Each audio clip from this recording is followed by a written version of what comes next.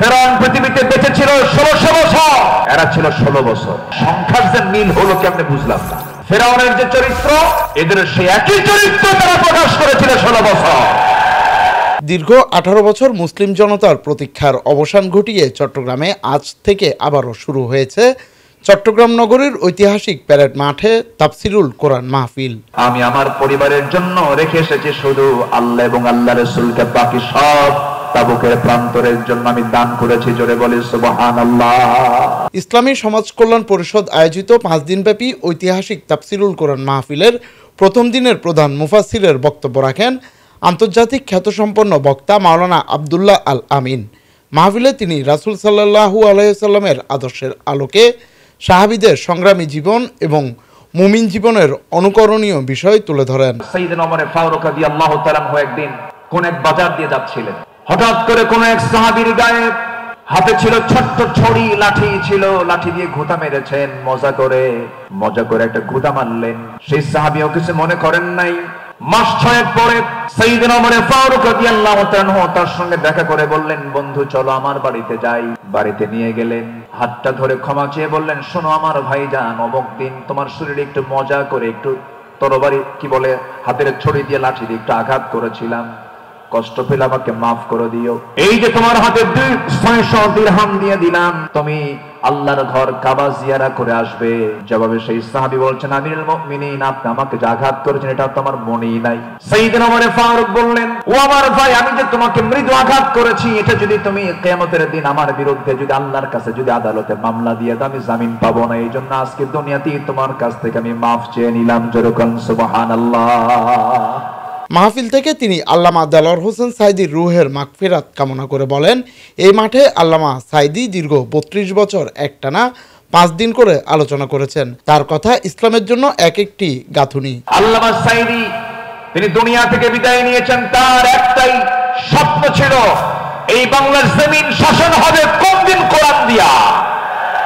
এর আগে তাফসিরুল কোরআন মাহফিল বাস্তবায়ন গঠিত শৃঙ্খলা কমিটির প্রধান অধ্যক্ষ মোহাম্মদ নুরুল আমিন ও ইসলামী সমাজ কল্যাণ পরিষদের অ্যাসিস্ট্যান্ট সেক্রেটারি মাওলানা খায়রুল বাশারের সঞ্চালনায় মাহফিলে স্বাগত বক্তব্য রাখেন ইসলামী সমাজ কল্যাণ পরিষদের সভাপতি অধ্যক্ষ মোহাম্মদ তাহের। পরে বক্তব্য রাখেন সাবেক ছাত্রনেতা ও সংগঠক আলাউদ্দিন শিকদার এবং ডক্টর মোস্তফা হোসেন শাহিন আজাহারি।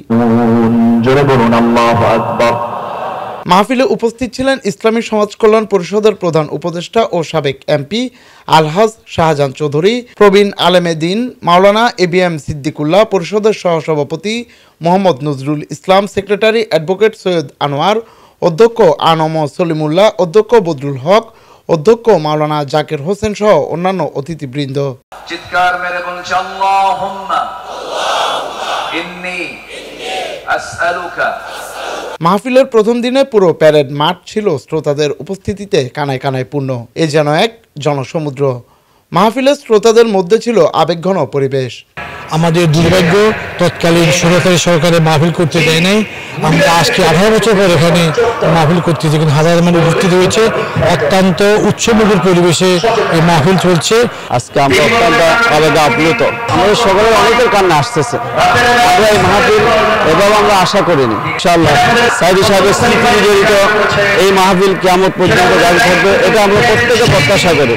আওয়ামী ফ্যাসিস্ট সরকার আমাদের এই তাফসীর মাহফিলকে বন্ধ করে দিয়েছিলেন।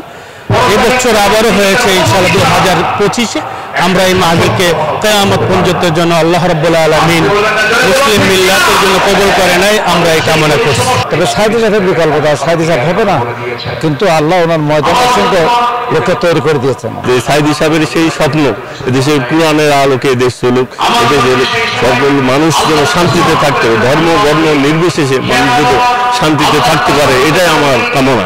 এই মাহফিলের প্রধান আকর্ষণ যিনি ছিলেন শহীদ মুফাসসির কোরআন আল্লামা সাঈদী রাহমাহুল্লাহ, তার কথা স্মরণ করতেই মানুষ আবেগ জড়িত হয়ে যায় এবং তারই ধারাবাহিকতায় 5 দিন ব্যাপী ঐতিহাসিক তাফসীরুল কোরআন মাহফিল আজকে থেকে শুরু হয়েছে।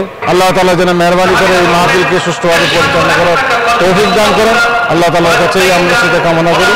আমরা আজকে এই মাহফিলের পক্ষ থেকে, চট্টগ্রামবাসীর পক্ষ থেকে এবং আমরা যারা মুসলমান এবং অন্যান্য ধর্মাবলম্বী তাদের পক্ষ থেকে আল্লামা সাঈদীর রুহের মাগফিরাত কামনা করছি। শেষ দিনে মাহফিলে মুখ্য আলোচনায় তাফসীর করবেন তরুণ সমাজের আইডল আন্তর্জাতিক খ্যাতিসম্পন্ন বক্তা ডক্টর মিজানুর রহমান আজহারি।